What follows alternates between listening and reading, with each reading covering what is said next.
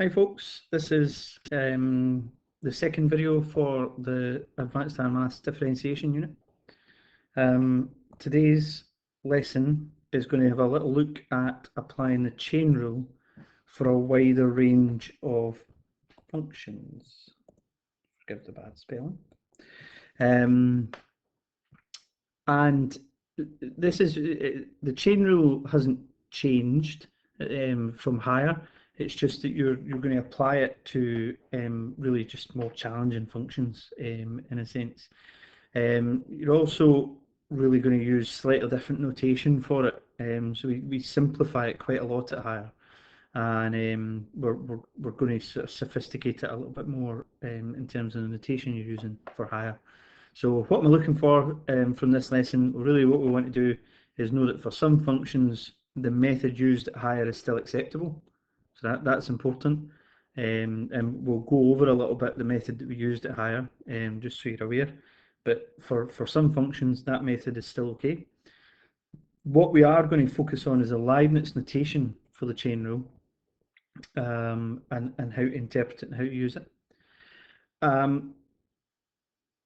That largely depends on identifying something called the inner function. The chain rule is used to differentiate functions which have functions within them. So, you know, as a for instance, 2x plus 1 cubed. Well, there's two functions there. There's the inner function, which is a 2x plus 1, and there's the cubed part, which is the outer. So we have to be able to identify the inner function and call it u equals, and then multiply, and this is essentially what the chain rule is, multiply the derivative of the inner function and the outer function together, my goodness, together, and simplify. All right, so let's take a wee look. What have we got? So in higher maths, here's a little recap. In higher maths, the basis of what you were looking at were bracket functions like the first one here and trig functions like the second one there. And you had two ways of differentiating them. The first way for brackets like this, you just differentiated, you were told differentiate the bracket. So that would be 7 3x plus 4 to the power of 6 times the derivative of what was inside the bracket. So the derivative of 3x plus 4 being 3, so we get 21 3x plus 4 to the power of 6, right? And that's how you differentiated those at higher. We didn't really go into any in-depth about inner functions, outer functions, and things like that. And that's really what the difference is at advanced higher. Same with the trig function, so you would differentiate the trig part, so sine differentiates to cos, so it would become cos 2x plus pi over 2 times the derivative of the inner function, so the derivative of 2x plus pi over 2, so times 2. 2 cos 2x plus pi over 2. And that's how we differentiated where we had to use a chain rule at higher. Right, here it comes. So at advanced higher, this is the Leibniz notation that you need to get familiar with, right? And I can't stress enough, the methods that you've just seen in the previous page can still be used for most functions. However, at advanced higher, some of the functions become a lot more tricky, and there'll be a lot more processes going on, a lot more things to think about.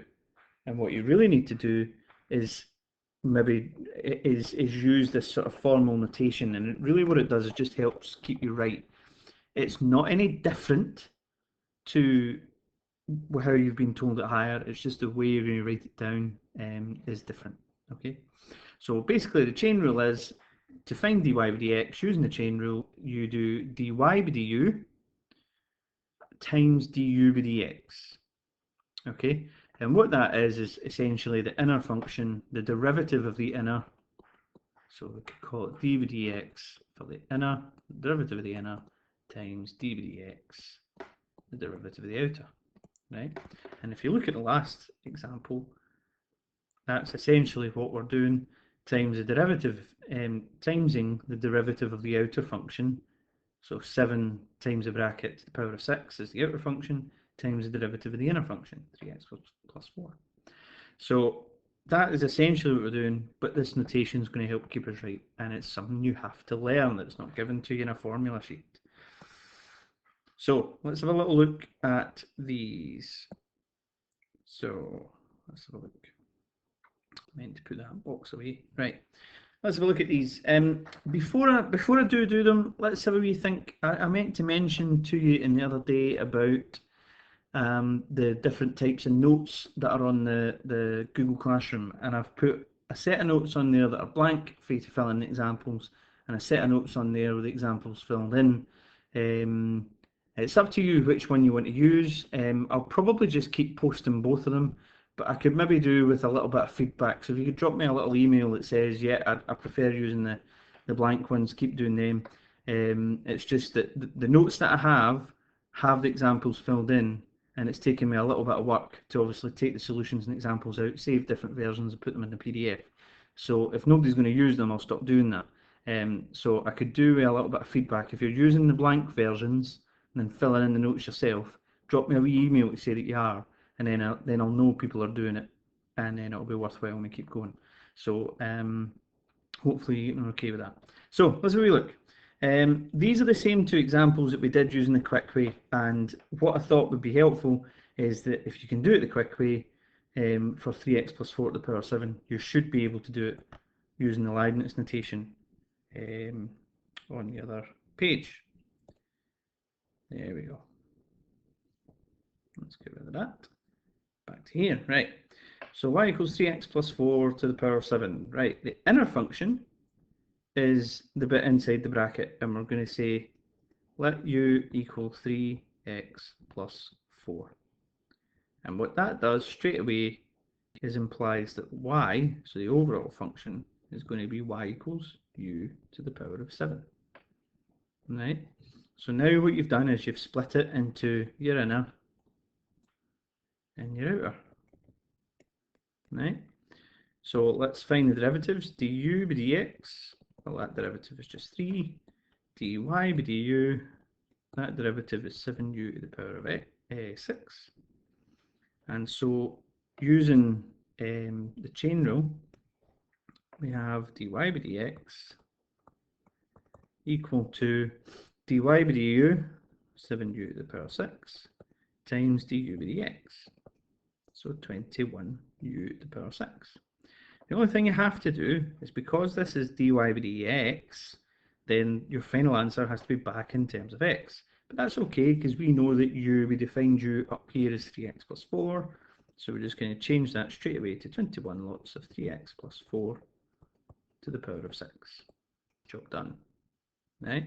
So it's quite a useful, hopefully you can see that will be quite useful for when functions are a lot more bigger and a lot more complicated. Then you've got a clear structure to how you do it, and you don't have to keep so much in your head. But obviously, same remains. You can just differentiate the bracket times with the derivative of the bracket.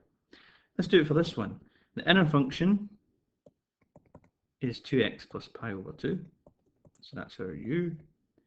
And that implies that y is going to be equal to sine u. Let's find the derivatives of each. Du by dx is 2. Dy by du is cos u. So to find the overall derivative dy by dx, then we multiply these two together. So that'll be 2 times cos u. Right, so 2 cos u. But we defined u as 2x plus pi over 2. So that now finishes at 2 cos 2x plus pi over 2. Job done. Right, so again, as I say, for those functions, you would use your method at higher. It was just to highlight the chain rule process with the Leibniz notation for something familiar. Let's do it for something that you maybe wouldn't be expected to do at higher. Something a little bit more like what we would have at advanced higher. Let's have y equals cos squared 3x. Now, the reason why this is kind of similar to something at higher, what you would have done at higher is perhaps just cos of x squared. But the reason this makes life a little bit more complicated is because the inner function, which is going to be cos 3x, actually needs the chain rule to differentiate it in the first place. So you've kind of got chain rule going on within the chain rule, right? Let me write that out, you maybe see better what I'm meaning. First of all, remember you can always write this, that's y equals, remember you can always write this as cos 3 of x all squared, right? Now, if you're good at keeping all of this in your head, it is possible to differentiate this all in your head, right? I'll differentiate the bracket times by the derivative of cos 3x. But if you struggle to do that, and you might well, then the easiest thing to do is just define your inner and outer. So u is going to be cos 3x, and that's going to say that y equals u squared. Right? And the reason that's a benefit in this case is because our inner function of cos 3x needs the chain rule in itself to differentiate. So if you were doing this without writing out all the work in, then you would be differentiating using the chain rule and then trying to find the derivative of cos 3x using the chain rule, and it can all just get a bit too much. So my advice would be to get it written out. Differentiate both, so du by dx. Well, the derivative of cos 3x is minus 3 sine 3x. Right? The derivative of the cosine part becomes minus sine times the derivative of 3x, so times 3. dy by du is 2u. And so dy by dx, I'm just going to come up here for a bit of space, dy by dx is going to be these two multiplied together, so 2u times negative 3 sine 3x. So tidy it up. I always like to tidy it up first before I put the u back in. So it comes to minus 6 sine 3x. No, sorry, minus 6u sine 3x. Minus 6u sine 3x. Right, well, what was u? U was cos 3x, so minus 6 cos 3x sine 3x. Now, I'm going to highlight something to you here about simplifying a trig statement like this. It is possible to simplify this using trig rules that you know from higher. It's optional.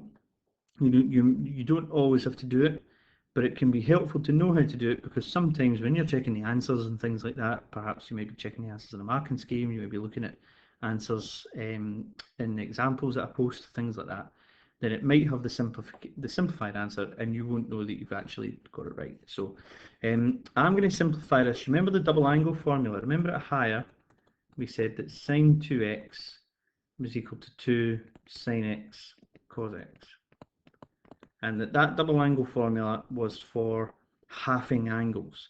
Yeah, so in the same way your teacher will have shown you examples where, well, sine 4x would just become 2 sine 2x cos 2x, for instance, right? Well, what we've really got is the same sort of scenario here. We've got sine 3x cos 3x. That would imply that that could be simplified to a sine 6x. And since sine 6x, if you think about it, sine 6x would be 2 sine 3x cos 3x. Then we need to deal with that 2. That 2 becomes minus 6, so actually it's going to have to be negative 3 sine 6x. And that would be it, fully tidied up using the double angle formulas from higher. As I say, it's optional. It's not always required unless the question specifically asks for it in that form, but that doesn't happen very often. And as I say, if you're checking your answers, it might have that as the answer rather than that, and you need to know that they're the same thing. Okay. If you're not sure, you can always ping a solution to me and I'll tell you if they're the same thing. Right. Last example then. So this is a corker of an AB question. Okay, it's a pain in the neck to do, but you just have to be very careful. I would suggest you get very little chance of doing this without trying to use the Leibniz notation for it. So let's have a go at this one. Our inner function, is this. U is cos squared 2x plus 3x squared. Which means that y is equal to sine u, and that's going to be easy enough. dy by du is going to be cos u. Right, that's okay. Right. What about u equal to cos squared 2x plus 3x squared?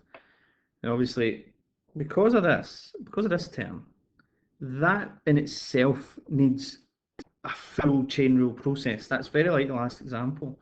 So that in itself kind of needs a whole separate side of working, and then you'll need to come back to the working for your overall question. So what I'm going to do, I'm going to change pen colour. And what I suggest you do is, when you've got something like this, get to a separate part of your page in a separate space and go for the derivative of cos squared 2x, right? And then it's kind of clear that this bit is going to be your working for that derivative. And then that derivative is going to go back over on the left-hand side there. So, well, first of all, we know that that can be written as cos 2x all squared, right? Now, I am going to use the sort of simplified method of chain rule differentiation for this. What I'm going to do is differentiate the bracket to cos 2x to the power of 1 times the derivative of cos 2x. And because cos 2x isn't really that difficult to differentiate, then we kind of get away with this. So the derivative of cos 2x, cos differentiates to minus sine, times the derivative of 2x, so this will be minus 2 sine 2x. Right, and that's how we kind of get away with this. So this will be minus 4 sine 2x cos 2x. Now, you'll notice same sort of format as the solution at the last example, actually. So sine 2x cos 2x comes from sine 4x, and we need to divide this by 2 as well. So this is actually minus 2 sine 4x all tidied up. And it's actually very beneficial to get that tidied up, because remember, you're going to be taking this back over to here. So it's very, very helpful to be able to get that tidied up at that stage. Right, let's get our derivative then. Du by dx is the derivative of cos squared 2x. Well, that's over on the right hand side there, minus 2 sine 4x plus derivative of 3x squared, so plus 6x. So dy by dx, well, dy by du, cos u, times du by dx. So times minus 2 sine 4x plus 6x. Right, if we come on to the next line, then what I'm going to do is, because that's all of this multiplied together, we need to be kind of careful when we are sort of dealing with this, because it's almost like a kind of bracket thing going on here. So you've got cos u times this term times this term. So I'm actually going to leave it in factorized form. So what I'm going to have is cos u bracket minus 2 sine 4x plus 6x, and just kind of leave it at that. Obviously, I need to substitute u back in. U is defined at the top, so that's cos of cos squared 2x plus 3x squared times minus 2 sine 4x plus 6x. Okay. And what I'm going to do, just so that it's written a little bit neater, I'm going to put the second bracket at the front. and I'm going to have minus 2 sine 4x plus 6x times cos squared 2x plus 3x squared. Okay, and that's it, sort of written as neatly and as tidily as it can be. So that's a tough one. Takes you a lot longer to get through that, but you know, hopefully you see using the inner and outer notation, your u, du by dx, y, dy by du, using that notation hopefully helps you keep on keep things in a sort of logical manner in terms of how you approach the overall derivative. All right.